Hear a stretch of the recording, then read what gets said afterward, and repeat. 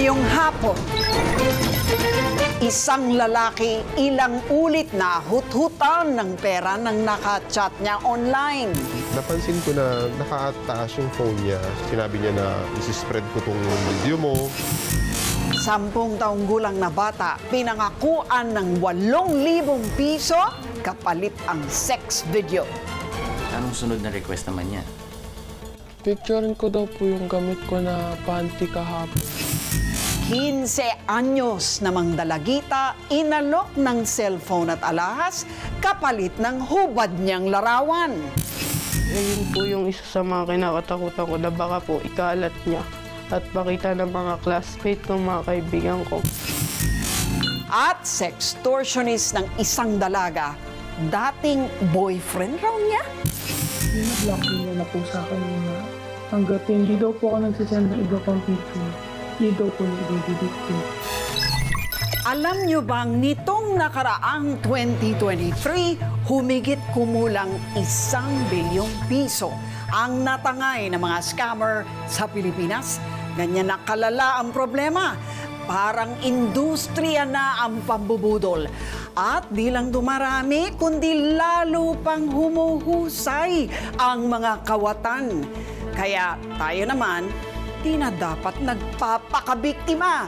Mga kapatid, dapat laging budol alert.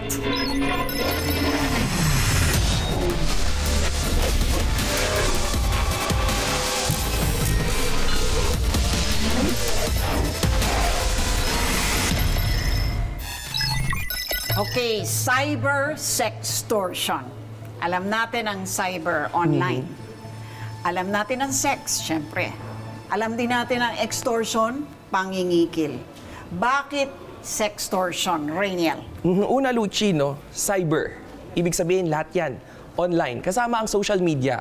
Yung sextortion, mula yan sa salitang extortion o pangingikil. Yes. At yung sex, ayun nga, ipakikipagtalik na gagamitin para ipambudol sa'yo.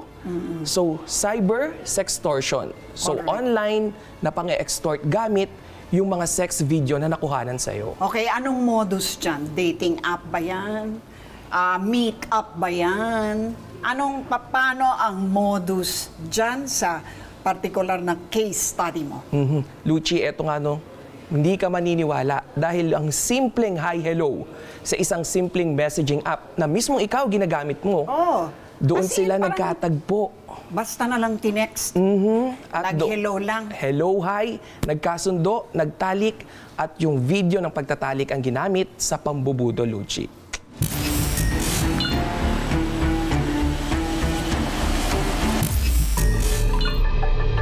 Sana hindi na lang ako naging maharot at naging mas maingat at nakinig din po sa payo ng mga kaibigan ko.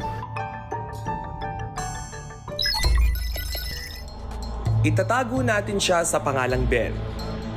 Magiliw ang unang impression ko nang makaharap ko siya para sa kwentong ito.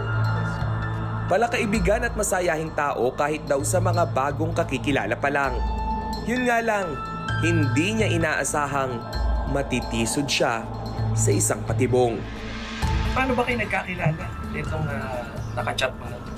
Bali po, as parang as a gay person, random po, nag-a-add ako ng mga parang mga lalaki na cute, gwapo. So, I added him kasi cute po yung profile na pinoportray niya. Itago naman natin sa pangalang Francis ang lalaking nakilala niya sa Facebook. Una pa lang, alam na raw ni Ben na gumagamit ng hindi totoong pangalan at litrato ang kausap niya. Ano-ano yung simula ng pag-uusap natin? Bali po, pag add ko sa kanya at pag-confirm niya po sa friend request ko, siya po yung nag-umpisang mag-say hi.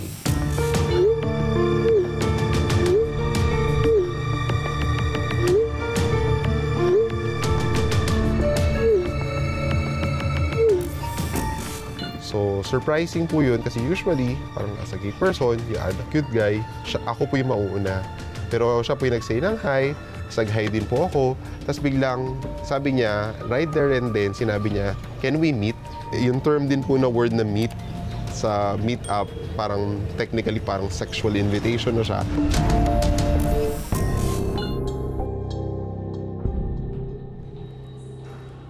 Nagkasundo sina Ben at Francis na magkita sa isang motel sa Quezon City. Nung nagkita po kami, I was surprised. Una sa lahat, hindi siya yung tao. Pero sinabi niya, sorry, kaibigan ko yung may-ari ng account. Parang dami lang, pinadala lang ako. Na ako na lang daw muna humarap sa'yo kasi may ginagawa siya. Yung sinabing mura, magkano yung mura? 1,200 po yung in-offer niya nung time na magkikita kami. Yun din po yung chinat niya rin naman sa akin. At anong mga salita yung nagpakumbinsi sa'yo o yung nagkaroon ka ng awa para ituloy? Kailangan niya ng pera nung time na yun. Baka pwedeng i-consider ko na lang siya. Total naman mura yung ino-offer niya.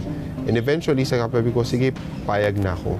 Ano yung mga sumunod na nangyari? After po nung nagkaroon na kami ng sexual intercourse nga po, yun, nanghingi po siya rin ng mas mataas na presyo sa akin, 2,500 from 1,200 po. Nadoble? Yes po. Yes. Yes po. Yun po yung nangyari. And nanghihingi pa po siya sana ng dagdag pa noon ng mga 500 pesos. Pero sabi ko, sapat na yan kasi hindi naman ito yung pinag-usapan natin. Kinabukasan, nagsimula na ang bangungot ni Ben nang makatanggap siya ng mensahe mula kay Francis. Parang umaga na siya na yun, ang 16 na, tapos ang sinabi niya, may kailangan ako eh. Sabi ko, ay wala na, tapos na tayo, di ba? Nabigay ko na yung kailangan mo, yung pera, dinagdagan ko pa nga. Sabi niya, kilala mo to? Una po, pumasok na kami sa hotel, nung ginagawa na po namin yung mismong sexual activity, napansin ko na nakataas yung phone niya. So sabi ko, bakit mo ko kinukuhanan? Sabi niya, hindi kita kinukuhanan. Sabi ko, anong ginagawa mo? Nanonood lang ako ng porn. And then, yun nga po, nung nag-CR din ako, may mga movements ako narinig na kinuha niya po pala yung ID ko at pinicturan. So, yun pa lang talagang parang natakot na ako. Pero hindi mo ko nagpakita ng takot, syempre. Sabi ko, I'm a gay person. Kahit i-spread mo yan, wala naman ako dyan. Bahala ka kung anong gusto mong gawin. Nasa akin din yung address ng bahay mo. Sinabi niya na isi-spread ko tong video mo, kakalat ko to. Budol alert! Huwag na huwag magpapadala ng maseselan o sensitibong larawan. Kahit sino pa yan, pwede ang magamit sa blackmail o pananakot. Base sa konbo nila ni Ben, 17 taong gulang pa lang itong si Francis. Estudyante sa isang pamantasan sa Maynila ang pakilala sa kanya at meron na raw siyang anak. Sa ilalim ng batas, may ituturing na krimen ang pakikipagtalik sa menor de edad. Kaya napilitan na lang si Ben na kumagat sa pangbablackmail sa kanya.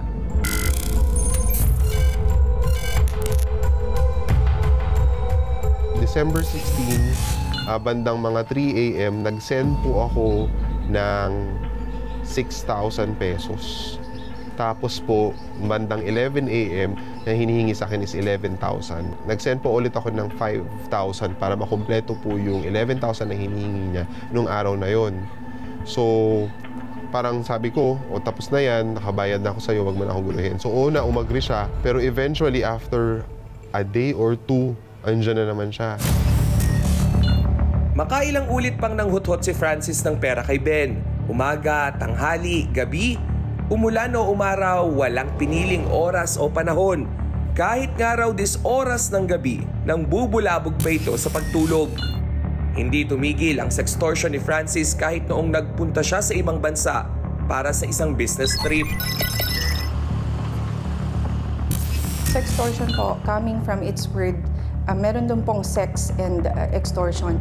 Maaaring may nangyaring sexual intercourse or sexual activities doon and lingid sa kaalaman ng biktima ay binivideo na or nagre-record na yung suspect. And dito na nagsisimula yung pagbabanta at pamimilit sa biktima to give something against their will na kailangan mo magbigay ng pera kung hindi ikakalat ko tong video online or sa any social platform. Noong mga panahon na yun, alam mo na nabubudol ka na. Opo. Pero parang nandun po ako na-stuck ako dun sa fact na kailangan ko siyang sundin. Kailangan kong sumunod sa mga gusto niya hanggang sa ma-appease ko siya. at mapakausapan ko na tumigil na talaga siya totally. Pero umabot ba sa punto na parang nakwento mo na pinupuntahan ka pa sa bahay? Kumakatok po siya, nagdo-doorbell siya sa bahay namin, tapos dumating pa po yung punto na kumausap siya ng mga neighbor namin at shinare sa kanila yung video. So yung sex video nyo, pinakita niya sa Pinakita niya po. Suma total, mahigit 40,000 pesos ang nahutot ni Francis kay Ben sa loob lang ng 10 araw mula December 16, 2023 na pangingikil. Dumating na rin daw sa puntong humiram na ng pera si Ben sa mga kaibigan para lang may maibigay kay Francis. Inabot ko po sa higit 1 buwan na pang-extort nga po sa akin ang pananakot. wala kang Pasko. Wala pong Pasko, wala din pong bagong taon. Gusto ko na lang mawala, parang ganun. Mayroon na rin po mga suicidal thoughts nun, sa totoo lang. Mga naisip ko na po, and then hindi na po ako makapag-concentrate sa job ko. Kahit ilang beses nang pinutol ni Ben ang komunikasyon niya kay Francis, sumulpot naman ang iba't ibang social media accounts na may pekeng litrato o larawan. Ginamit ang mga ito para makapanghikil muli kay Ben. Gumawa po siya ng IG account under my name na may picture po nung sexual intercourse. Tapos nag-add na rin po siya doon ng mga friends ko. Para mabawasan na rin ang bigat na dinadala, nagpa siya si Ben na ipagtapat sa kanyang ina ang pangyayari. Anong naging reaksyon ng pamilya mo? They have the heart to really understand me. Sinabi pa nila na kilala ka naman namin noon pa. Alam namin ganito yung mga ginagawa mo. So, it was a very accepting po na sana po talaga naisip ko, sana umpisa pa lang sinabi ko sa kanila.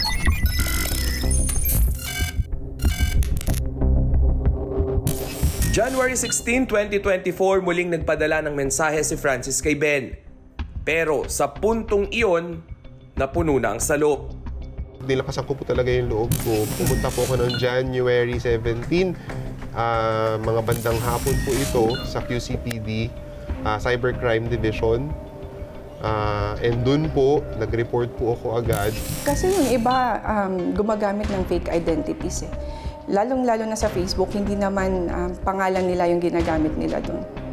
And yun din yung nagiging challenge sa amin dito sa PNP Anti-Cybercrime, yung pagtunton ng tunay na identity ng mga offenders or cybercriminals. Arestado ang isang lalaki dahil sa pangingikil sa kapwa lalaki na nakilala niya online. Sa loob ng 9 na segundo, nagwakas ang 1 buwan na pangingikil ni Francis kay Ben. Napag-alamang 21 anyos na siya, hindi 17. Huminto na rin siya sa pag-aaral, taliwas sa sinabi niya kay Ben. Ang pinafile natin na case dito is Article 294 or the robbery with intimidation of persons, and Article 286 or the grave coercion of the revised penal code. Meron ding RA 11313 or the Safe Space Act, yung bawal bastos law in relation to Section 6 of Cybercrime Prevention Act of 2012.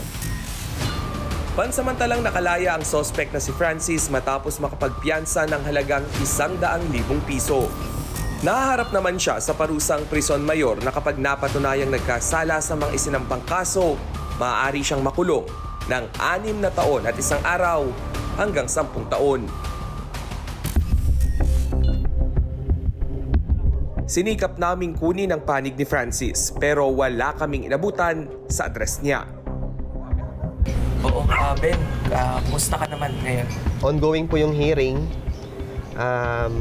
Although talagang, sa totoo lang, naawa din po ako sa parents kasi talagang sila po yung sorry sa akin. Pero things have to continue. And dapat pa rin po mapatunayan at talagang may managot pa rin po sa mga nangyayari.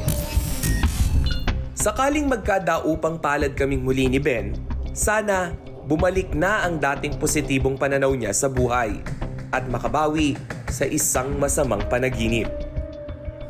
Ako po, si Rainiel Pawid. Ayon sa Philippine National Police Anti-Cybercrime Division, sa bawat 2 araw may dumudulog na isang biktima ng cybersextortion. Isa sa kanila ang minor de edad na nakilala ko. Mag-picture daw po ako na nakaubad daw po, ganun. Tapos nakahiga daw po kasi daw po ayun daw po yung kaligayahan. Babe, kanina lalaki ang biktima, lalaki rin ang nanghutot. Okay, ano naman ang storya mo? Alam mo, Lucy, mga bagets naman ang target ng sextortionist na ito. Ang mga nangutot, mga may edad. Anong modus? Ang kwento, may isang 45 anyos na lalaki na kinuha yung loob ng isang menor de edad na dalaga na pinangakuan ng mamahaling mga gamit, damit, alahas, pera, cellphone. Pero ang kapalit, hubad na larawan at pakikipag-date sa kanya. Nako, yan ang talagang budol alert para sa inyong mga nanay, mga tatay kayo dyan. Nako, ang target ng mga mambubudol na ito, ang mga menor de edad nyong anak. Hindi ka pumasok ngayong araw? Ilang araw ka nang hindi pumapasok? May ilang araw na rin po. Tahimik at mahiyain ang 15 taong gulang na dalagitang ikukubli natin ang pagkakakilanlan sa pangalang Sara. Pero sa araw na nakilala ko siya, nilakasan niya ang loob para ibahagi ang kwento kung paano siya niloko at sinamantala ng isang nagpanggap na mabuting tao. Sinamahan kami ng nakatatanda niyang kapatid na itatago naman natin sa pangalang Mika. Siya na rin ang nagsabi sa akin kung ano ang naging mitsa ng pambubudol sa kapatid niya. Nag-login po siya sa account sa cellphone ko, tapos hindi po siya nag-log out. Ngayon, binasa ko po lahat ng conversation nila. Naalarma po ako kasi hindi ko po nagustuhan yung mga nabasa ko, may mga halong kabastusan. Nabiyuda si Mika nang pumanaw ang asawa niya noong 25 ng Enero ng kasalukuyang taon. Nagluluksa pa siya noon nang biglang pumasok sa eksena ang dating katrabaho ng asawa niya, si alias Benny, na nagpakilalang Human Resources o HR Manager. Tapos nung nailibing po yung asawa ko, ang gusto po niya, magkita kami. Nailang lang po ako nung time na nagte-text na siya na okay ka na, malaya ka na. Hindi ko po nagustuhan yung conversation namin na ganun, kaya in-auto-block ko po siya. Sa madaling salita, hindi umubra ang the moves ni Benny. Busted ang inabot niya kay Mika. Pero hindi pa pala siya huminto sa panggugulo sa buhay ng magkapatid. Hello? Hello? Lingid sa kaalaman ni Mika, bantay sa lakay pala itong si alias Benny. February 4 po, nag-chat po sa akin yung lalaki. Nagpakilala po siya bilang katrabaho daw po ng bayaw ko. Tapos po, sabi niya po sa akin na willing daw po siyang magbigay ng tulong. Tumawag po siya sa akin. Tapos sabi niya po na baka pwede tayong magkita. Bibilang kita ng mga gamit na gusto mo. Para naman sa iyo yan. Pero kung wala kang cellphone, paano kayo nagkakausap? Na nakiki-open po ko sa cellphone ng ate ko. Budol alert! Patnubay ng nakatatanda ang kailangan. Humingi ng paintulot sa minor de edad sa bahay na magkaroon kayo ng access sa kanilang social media account. Sa paraang ito, pwedeng mamonitor ang kausap ng bata. Nang makita ni Mika ang palitan ng mensahe ni Benny at Sara, awa ang naramdaman niya para sa nakababatang kapatid. Sinamantala kasi ni Benny ang kahirapan nila para pangakuan si Sara ng mga bagay na hindi nila mabili. Pag nangangamusta siya, nangangamusta din po ako. Kasi po, ano po siya mabait po siya ganun. Parang nadala po ako sa mga niya sinasabi niya. So, nabigyan ka nga ba ng iPhone? Hindi po, puro lang po sabi. Mga damit, pera? Hindi rin po. Mahaba pa yung conversation nila yan. Hanggang sa pumayag ka. Anong sunod niyang request matapos nun? Sinabi niya po nun, sinabi niya po yun na kung gusto mo magkaroon ng baby, ganun daw po. Gusto ko na daw po magkaanak. Natakot na po ako ng sobra nun. Sabi ko po sa kanya na ayoko po, bata pa po ako. Kaya po hindi po ako nakapagsumbong sa mga ate ko. Anong naging reaction niya? Ano po, nagalit po siya. Ibibigay lang daw ni Benny ang cellphone, pera, alahas at iba pang ipinangakong mamahaling gamit kung gagawin ni Sarah ang mga utos niya.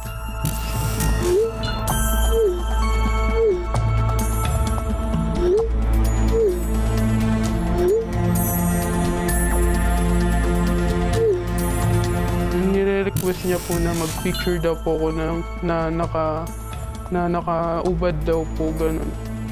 Tapos nakahiga daw po kasi daw po, ayun daw po yung kaligayahan niya. Sinunod mo to? Opo. Kasi po, pinipilit niya po talaga ako nun. Nangungulit po siya na isend ko daw po lahat ng picture ko na nakaganon. Anong sumunod niyang request sa'yo matapos nun? Sinabi niya po sa akin nun na, pwede mo bang hubarin yung pang itaas mo? Gusto ko makita kasi nagiinit ako, ayun yung kasiyahan ko. Pagkatapos, nagpadala ng isang video si Benny. May pinadala daw na video yung lalaki sa'yo? Opo. Ano to? Yung nilalaro niya po yung sarili niya. Tapos ito po yung nag-send yung suspect ng video 2 beses. 2 beses po na naglalaro po siya ng sarili niya. Nung nakita mo yung picture ng kapatid mo na kita yung kanyang pang-itaas, Opo. anong initial na reaction mo bilang ate? Gusto ko po na mapahuli yung suspect. Tinatakot niya po ako na hindi na daw po niya ako ibabalik sa bahay. Ganun. Gusto niya daw po, parang gusto niya po magsama na po kami. Eh yun po yung isa sa mga kinakatakutan ko na baka po ikalat niya at makita ng mga classmate ko, mga kaibigan ko. Doon namimilit yung suspect na magkita sila para sa sexual intercourse. Buti na lang bago sila nagkita, nalaman ng kapatid niya. At agad nila itong nireport sa PNP Anti-Cybercrime Group Office.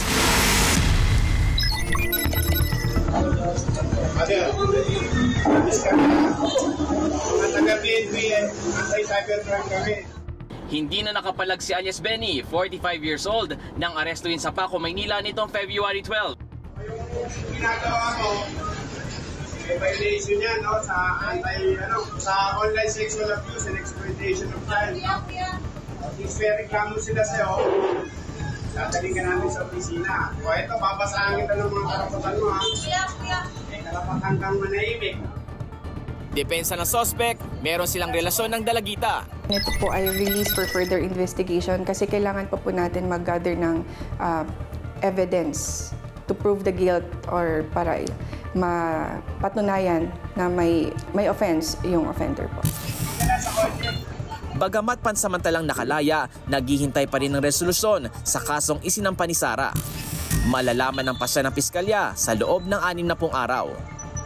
Pwede siyang makulong ng habang buhay at multa ng 2 milyong piso kung sakaling mapatunayang nagkasala. Nung nalaman mo na pinakawalan ng piskalya, pansamantala, gaano yung tinanggap? Ano yung takot niyo? Hindi po namin tanggap. Kasi takot po kami na makaganti sila sa amin. Basta ngayon, nagdadasal lang po ako na makayanan namin lahat. Takot po ako nun. Doon po nagsimula na. Umiyak po ako. Umiyak po ako na sobra nung gabi na yun. Kasi po, pumapasok po talaga sa isip ko. Nagsisisi po ako. Pagkatapos ng interview na ito, isang 10 taong gulang na bata naman ang nagbahagi ng kanyang kwento. Sinalok niya po ako ng 3,000 to 8,000 po. Tapos gusto niya na daw po akong makita yung private parts ko. Tapos pag daw ako nag-send kakalat niya daw po. Dave, 15 anyos, menor de edad, talagang vulnerable. Naku, Luchik, meron pang mas bata dyan. 10 taong gulang na biktima. Ang ginawang patibong, alok na trabaho. Daw. 10 taong gulang ang batang itatago natin sa pangalang Rica. Araw-araw, may oras siya para sa paglalaro at panonood ng mga video sa social media site. Pero noong 28 ng Enero, bumulaga sa kanya ang isang palabas na hindi pambata. Kung komportable ka, anong ginawa niyo dun sa video call na yun? Naka-off cam lang po ako tapos po siya, May ginagawa siyang malaswa. Anong naramdaman mo nung nakita mo yun? Takot po. Isang buwan na mula nang nangyari ang pananalbahe sa anak niyang si Rica. Pero bakas pa rin ang lungkot at poot na nararamdaman ng inang itatago natin sa pangalang Vicky.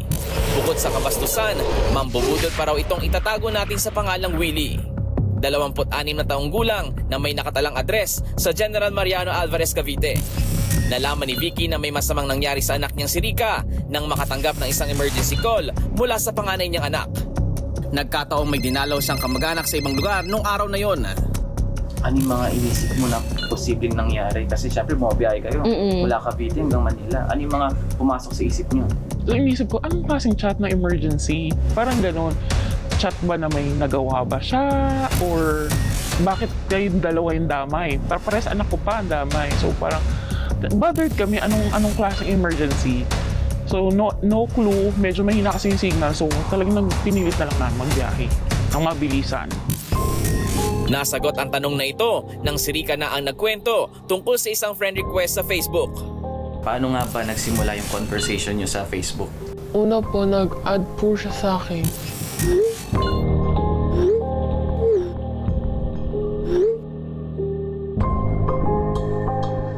Tinatanong ko po kung bakit. Sabi niya, naghanap daw po siya ng mag-work online. Sinalok niya po ako ng 3,000 to 8,000 po. Ano nang isagot mo doon sa offer na yun? Sinabi ko po, ayoko po. Anong pangalan na ginamit niya dun sa unang conversation ninyo? Marjorie Asmeña po. Anong akala mo noon? Babae siya o lalaki? Babae po. Budol alert! Don't talk to strangers! Kausapin ng mga anak o bata sa bahay na huwag basta makipag-usap sa mga hindi kakilala na nag-add friends sa kanila. Pagkatapos alokin ng online job si Rica, doon na nagsimula ang tunay na kulay at pakay na nagpakilalang si Marjorie Osmeña. Ang trabaho raw na ipagagawa sa 10 taong gulang na bata, kunan ng larawan ang iba't ibang parte ng katawan niya.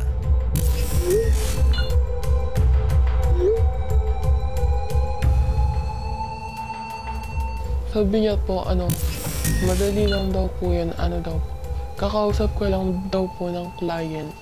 Tapos, magbibigay ka lang daw po ng pictures. Tapos daw po.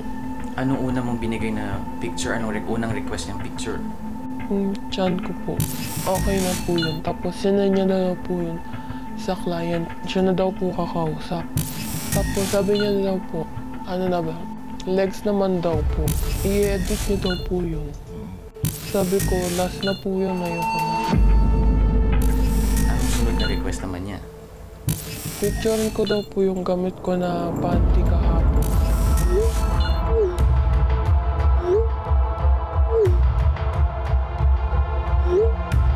Tapos ayaw ko picturean. Tapos nagpapapicture pa ulit siya ng nakapanty po ako. Tapos gusto niya na daw po akong makita yung private parts ko. Tapos sabi ko po ayoko.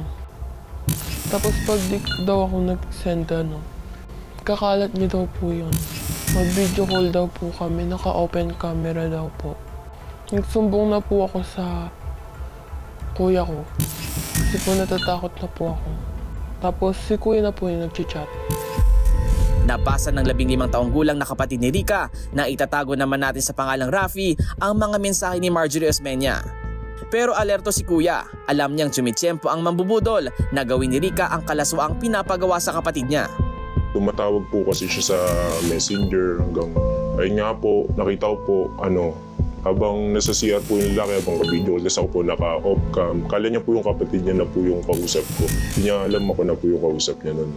Tapos nakita ko po, nakalabas po yung niya. Mali po kasi, siyempre kapatid ko po yun, gaganunin po yung kapatid ko. Maling-mali naman po talaga yun. Masakit din po talaga sa akin. Budol alert! Mag-set ng oras kung kailan lang pwedeng gumamit ng gadget tulad ng cellphone ang mga bata sa bahay. Sa paraang ito, mababantayan ang paggamit nila ng social media.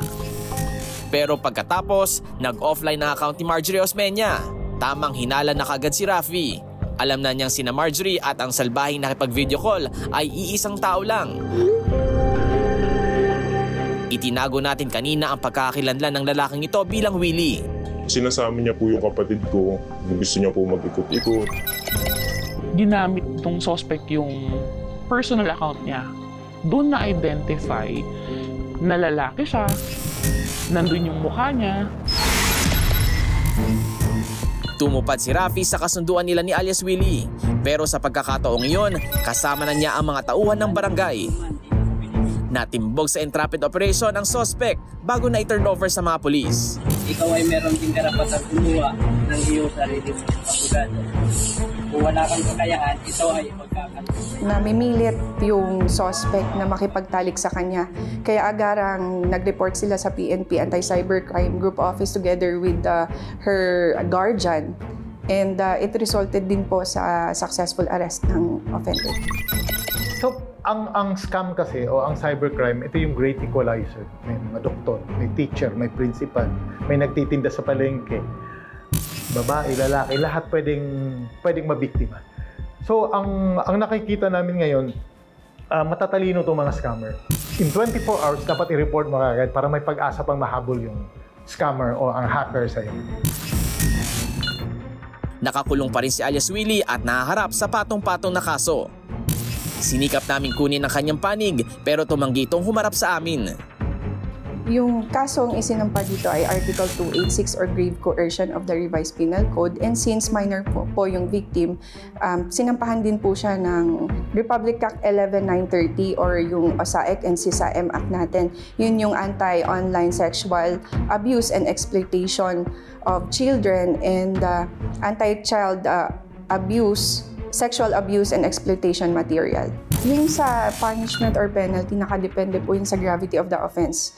Pero since ginamitan po ng ICT device or it was done through online, based on Cybercrime Prevention Act of 2012, 1 degree higher po yung penalty para sa mga offenders. Aminado akong mahirap ikwento ang mga naranasang sexual na pang-aabuso sa mga babae, lalo na sa mga minor de edad.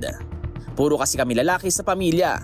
Pero hamon ito sa aking pagiging giorno na ibahagi ang mga kwento ni Sara at Rica para makamit nila ang hustisya at mailigtas ang iba mula sa mga mapagsamantala. Ako po si Dave Abuel. Mahigit 1 taon nang hindi pinatatahimik ng sextortionist si Cherry. Tinakot niya po ako na papahamak niya daw po yung parents ko dun sa Bulacan. Hanggang sa nag-send na lang din po ako dahil sa takot. Mawakasan na kaya ang pambubudol kung magkita na sila?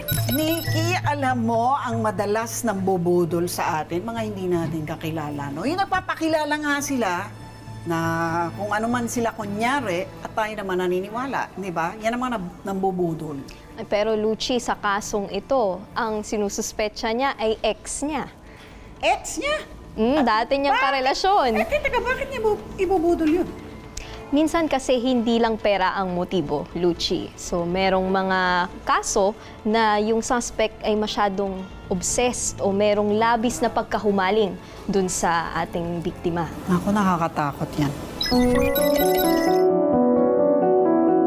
Si Cherry po ay nakatanggap ng chat message sa Messenger and na nagsasabi na meron siyang hubad na larawan nito. Una, hindi pinansin ni Cherry, pero nung huli ay sinendan siya ng suspect ng hubad na litrato niya. And ito na yung pagbabanta niya na makipagkita ka sa akin at para sa sexual intercourse din. Katulad ng mga nakilala ni Rainiel at Dave, sensitibong larawan online ng 18 taong gulang na dalagang itatago natin sa pangalang Cherry ang ginagamit ng isang dummy account para ipang-blackmail o ipanakot sa kanya. Paniniwala niya, kuha ang maselang larawang iyon noon pang taong 2019. May naging boyfriend po ako sa lugar namin doon sa probinsya. Tapos hanggang sa nag-lockdown po, inuwi po ako dito. Tapos nung time po noon, LDR po kami. Hanggang sa bigla na lang po siya naghihingi ng picture. Tinakot niya po ako na papahamak niya daw po yung parents ko doon sa Bulacan. Hanggang sa nag-send na lang din po ako dahil sa takot. Subali pinilit ka rin niyang mag-send noon pa ito noong 2019, no? Ilang taon ka na? 14 or 15 po yata. Tapos hanggang sa nagulat na lang po ako na Bina-blackmail niya na po sa akin yun na hanggat hindi daw po ako nagsisend ng iba pang picture, hindi daw po niya i-delete yun. Hanggang sa may pinagsendan po siya na kumalat din po dun sa lugar namin.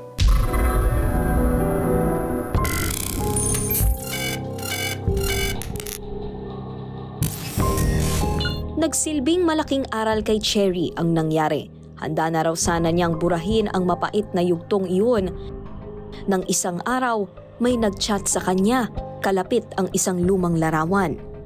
Ang dummy accounts na may pangalang JM at JM Garcia. So itong nag-chat sa'yo, hindi mo kilala? Hindi ba?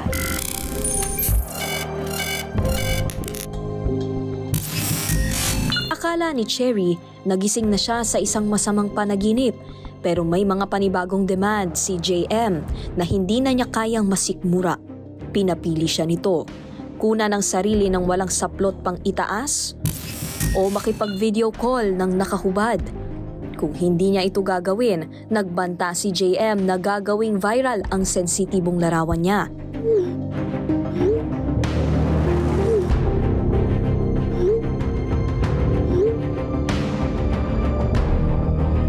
So ang iniisip mo, itong kausap mo ngayon na nagtatago sa peking pangalan, siya yung una mong ex ng 2019 pa. Yung first po.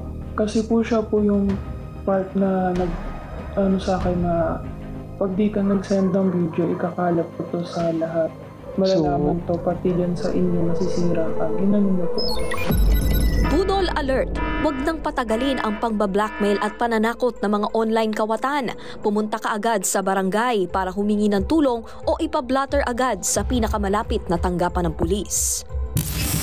Tila nakahanap ng pagkakataon si Cherry sa panibagong blackmail ni JM sa kanya. Nais na nitong makipagkita.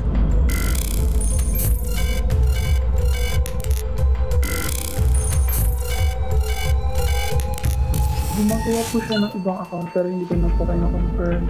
Hanggang sa neto pong February, nag-chat po ulit siya. Ibang account na naman. Account pa din po niya, pangalan niya po, pero bagong account na.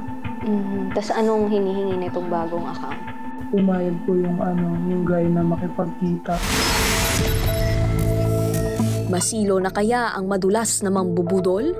Muling lumutang ang isang sensitibong larawan ng 18 taong gulang na dalagang itatago natin sa pangalang Cherry. Taong 2019 nang ipadala niya ito sa dating nobyo. Nagbanta ito na gagawing viral ang litrato kung hindi siya susunod na kumpas niya. Pero matapos ang 4 na taon, may nangyaring comeback. Ano bang pinaka-kinatatakutan mo, Cherry, na mangyari? Yung kumalat po dun sa room, sa school namin. Tapos malaman na ako po talaga yun. Budol alert! Kapag nagsulputa ng mga dummy account na may halong pananakot, i-report at i-block agad. Sabihin din sa pamilya, mga kaibigan at mahal sa buhay ang natatanggap na pangbablackmail at pangingikil. Nagpasya si Cherry na wakasan na ang pambubudol ni JM. Pumayag na siyang makipag face-to-face at kilalanin ang nanggugulong budolero. Ito na yung pagbabanta niya na makipagkita ka sa akin at para sa sexual intercourse din. And ngunit sa patuloy nilang pag-uusap, nakareport na si Cherry sa opisina ng Anti-Cybercrime Group at nagsagawa ng entrapment operations. Sa kabila ng tapang na ipinamalas ni Cherry sa inaasahang paghaharap nila ng suspect na si JM, hindi niya maitago ang bigat ng pinapasan. Bukod sa mga kaibigan, tila napalayo rin siya sa sariling mga magulang dahil sa lumabas na litrato. Nung time na nalaman po nila mama yun, nila papa, hindi po nila ako nausap nun. Nagalit po sila sa akin. Hanggang sa kahit nasa bahay po ako, pakiramdam ko wala po ako dun. Parang lang po ako hangin, gano'n. Hanggang sa wala po, nag-attempt ako ng suicide.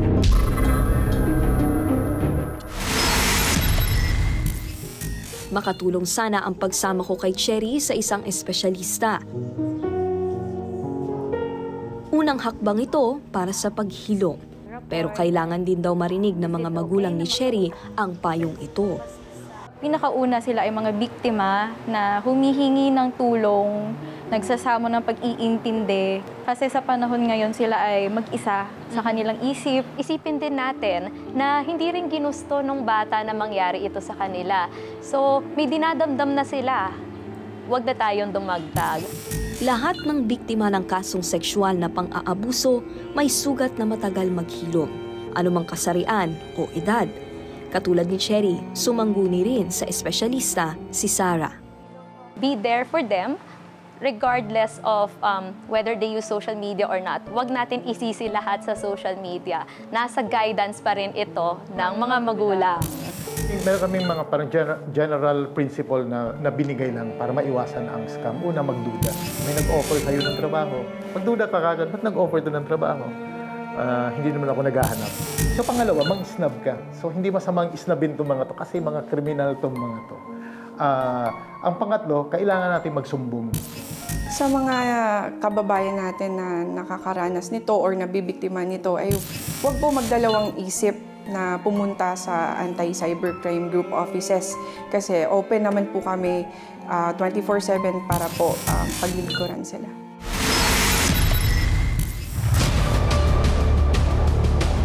Tulad ng naging payo ng mga otoridad, lumapit si Cherry sa Quezon City Police District o QCPD. Sa takdang araw na makikita sila ng may-ari ng dummy account na si J.M. Garcia. Matyaga siyang naghintay sa napagkasunduan nilang tagpuan. Nagsagawa ng entrapment operation supposedly yung operating team. Sa pag-aantay nila ng almost 2 hours, hindi sumipot yung suspect.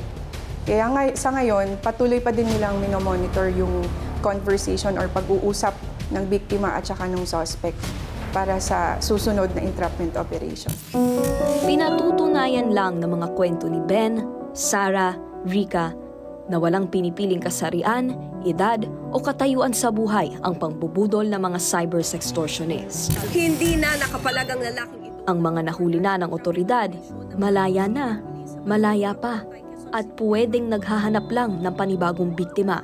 Kaya't ikaw na nanonood ngayon, mag-ingat. Ako po si Nikki De Guzman.